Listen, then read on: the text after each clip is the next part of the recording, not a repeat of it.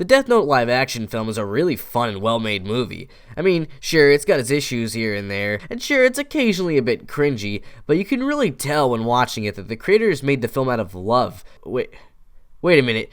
That's not the right movie. Get that trash off the screen. Perfect.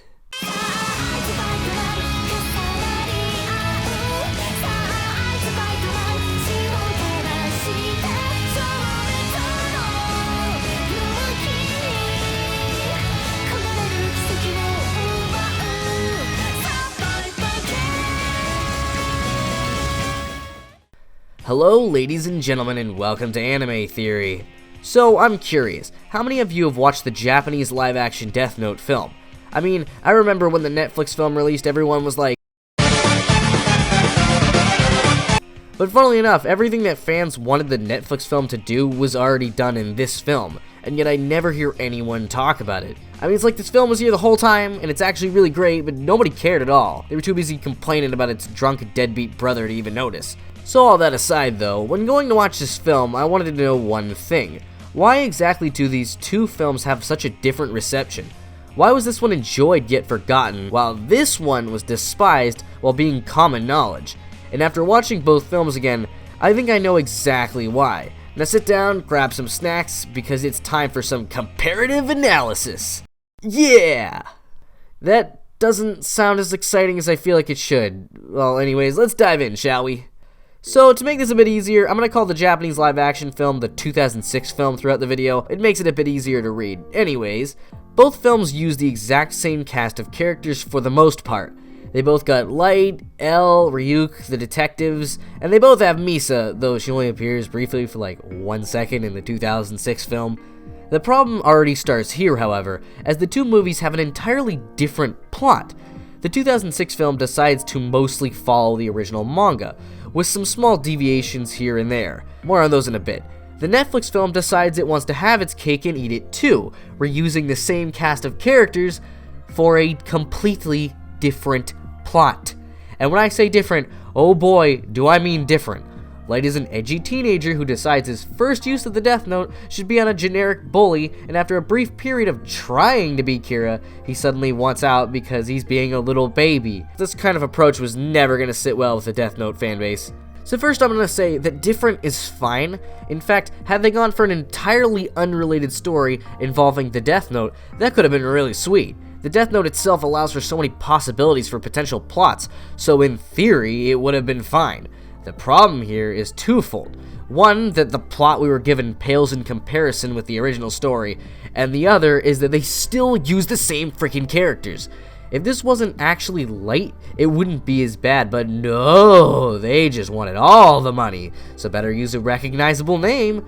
So no matter what they did here, people were going to draw comparisons between the two characters, which would never work in this film's favor under any circumstances. So already here we have a case where a movie follows the original anime's story, and as far as I'm concerned, manages to pull it off pretty well, and then we have a case where we were given a lackluster plot with lookalikes from the original series, only being related in name alone. It's like a month-old cherry on top of a cardboard cake.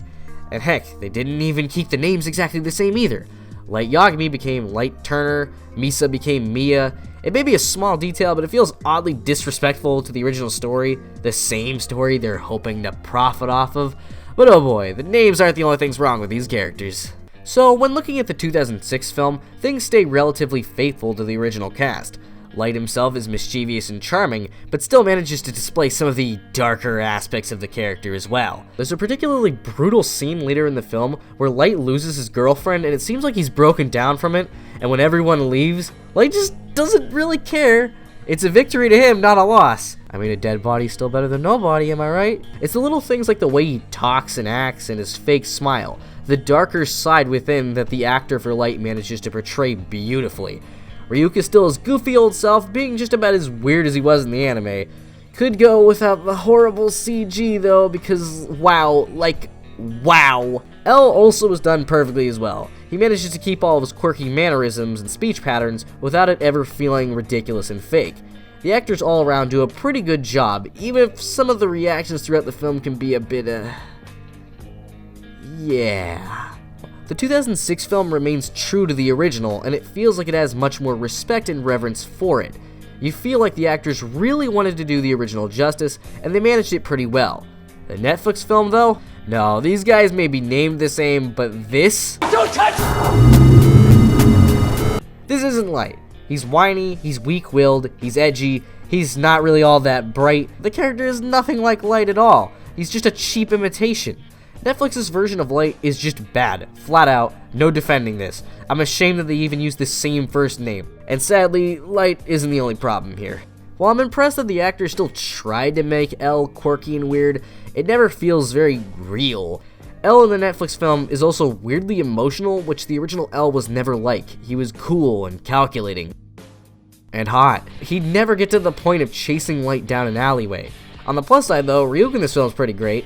Willem Dafoe was pretty much the perfect actor to pick for this role, and while he was a lot more ominous and a lot less goofy than the original Ryuk, I still think it works pretty well. I don't care what y'all say, fight me in Super Smash Bros. Regardless though, the 2006 film, unlike the Netflix film, seems to actually care about portraying its characters well. Sure, they aren't as good as the originals, the film is 2 hours, so it'd be impossible to beat that. Regardless, I think it does a pretty great job. But this isn't just about what's the same here. You see, this is a new medium, which means a new interpretation, and thus there's room to add things that perhaps the original series neglected. While both of them add on to an aspect of the original that I wanted to see more of in the anime and manga, one does it so much better that it's not even funny. The 2006 film opens on a shot focusing on the new threat, Kira, but interestingly, it doesn't do it like the original at all. Instead, it decides to look at things from the public eye, which I think is a really interesting way of approaching it. We don't even see Light himself for quite a bit of time because the film is showcasing one of its main themes, the public spectacle of the battle. The anime was much more focused on the inner workings of both Elle and Light's minds as they both fought each other. While this was easily the better way to go, I found myself wondering several times throughout what the general public thought of all this. The 2006 film shows me exactly that, as the entire battle is made out to be this big public spectacle. These two warring individuals, the god trying to rid the world of crime and the ace detective trying to stop a false god. Of course, this would have been huge. Watching the arguments between individuals about Kira's methods and the way the media attacked both sides of the fight, it made for a really interesting addition to the story. This is one of those cases where knowing the film could never match the original punch for punch, they decided to add a layer that was previously ignored to an extent, which makes the film much more interesting as a separate thing from the anime and manga. The thing is that these additions feel like they were finally crafted to fit so well that they add to the story, not take away from it. The climax of the film is also really different, and actually never occurs in the anime. Naomi ends up threatening to kill Light's girlfriend, while Elle watches from a camera seeing if Light will take the bait. Not only does this add a new dynamic to Elle, but to Light as well. Elle just watches as Naomi actually ends up killing Light's girlfriend, who was entirely innocent to Light's crimes, by the way. This shows the lengths Elle's willing to go to as long as he can catch Kira, and it paints him in a much darker light. On the flip side, Light is shown to have planned the whole thing out, including the slaughter of his own girlfriend. Just like the arc with Naomi in the anime, this arc manages to show how genuinely screwed up Light is, and it manages to do this despite the fact that this wasn't in the anime at all. The film has the ability to add things that not only feel true to the original's tone, but also that add new layers that the anime didn't add. Or in Elle and Light's case, it showcased it in an entirely different way. The Netflix film, however, sure, it vaguely focuses on the public spectacle, but only barely so. And its other additions, its characters feel poorly written, its scenes lack the same intellect that the original had, and Light is the worst thing ever. There is one saving grace, or at least one thing the film did right in regards to the original. And the graphics, that's really what this is all about. Visually speaking, both films managed to replicate the original's grungy tone. The Netflix film feels dark and brown, and it seems to really be focused on keeping the tension high. It's not exactly the same, but I think presentation-wise, the Netflix film does look a lot like a Death Note film. Likewise, the 2006 film also looks grungy and dark, so it also feels in line with the original series. Points for both. If I can give the Netflix film one leg up here, it's that Ryuk looks a lot less... Music-wise, well, no, the Netflix film goes for a much more modern-feeling soundtrack. It's honestly kind of jarring, but I'm not going to say it was horrible or anything. It just doesn't feel very Death Note-ish.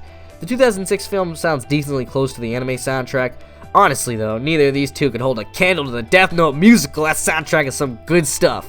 I'm not being ironic, the music is actually shockingly good. I think the analysis should have made it fairly obvious, but let's reiterate, the 2006 film is really good because it feels like a Death Note film. It feels like the creators actually genuinely liked the series, and thus the film feels more respectful of the series as a whole. The characters are really well done and manage to not only portray some of the more surface value aspects of the characters, but also the deeper elements that make both L and Light such interesting individuals. The movie does add and change things, but it never feels like it doesn't fit. Instead, the additions add an interesting dynamic and feel as smartly written as the series itself. The 2006 film succeeds because it knows what to keep and what to change without ruining the core of what Death Note is. Sure, I'd rather still watch the anime, but it makes for a neat little addition to the Death Note experience. The Netflix film, by comparison, failed because it doesn't seem to respect the original series at all. They took the same characters and threw them in a plot much less interesting than the original story. They may be the characters in name, but it's clear that not only did they not watch the original anime, but that they didn't even know how to write in general. The characters are flimsy knockoffs and nothing more. The Netflix film doesn't feel like Death Note, it feels like a cash grab. That's why the reception ended up being this way. The Netflix film became notorious, while the 2006 film became liked by the few who watched it. The few is the phrase that bothers me here though. No matter what way you look at it, one film faded into obscurity while the other became notorious, yes, but also popular. The sad truth is that a lot of the people who watched the Netflix film and hated it, the ones who said they wanted something closer to the original, they're never going to watch the Japanese film, the one that does exactly what they wanted. The internet loves negativity, so of course the Netflix film was going to get a lot of attention. But maybe that can change. Maybe some people watched the movie after watching this video, and maybe the film finally gets some of the credit it's deserved all these years. It's a really good film, so if you've got some time to spare, why not give it a look over? You may just find what you were looking for all this time. Or maybe you could go watch the Death Note musical instead. Musical hype! And hey, if you like this video, why not subscribe, I guess, and click the bell since that's the thing. I got a Patreon, you should go check that out. And I mean, hey, I got videos, it's Death Note month, kinda go watch them. Not much else to say besides see you later.